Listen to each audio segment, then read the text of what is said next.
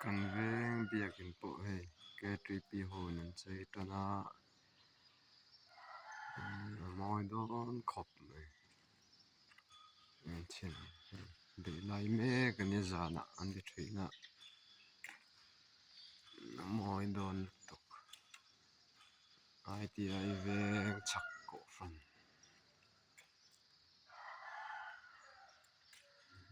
moi tak ali moi tak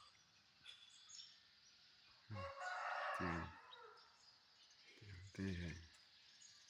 siama hau tak na tam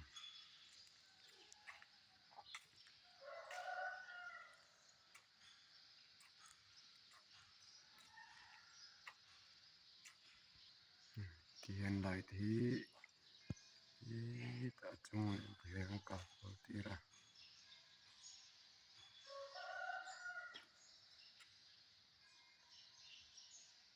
KTP hôn phok om khop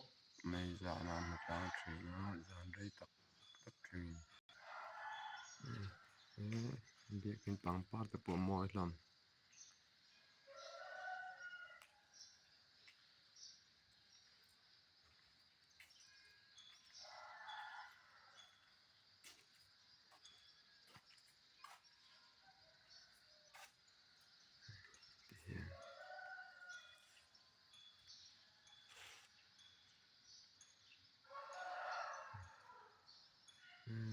moi don khop mai tong pom chu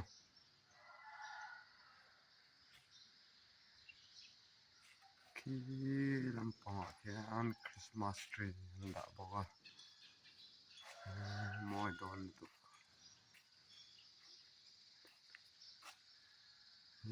tak vet bola pawh te hian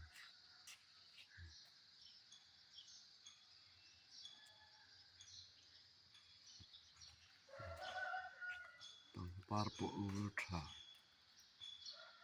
moi him khop mai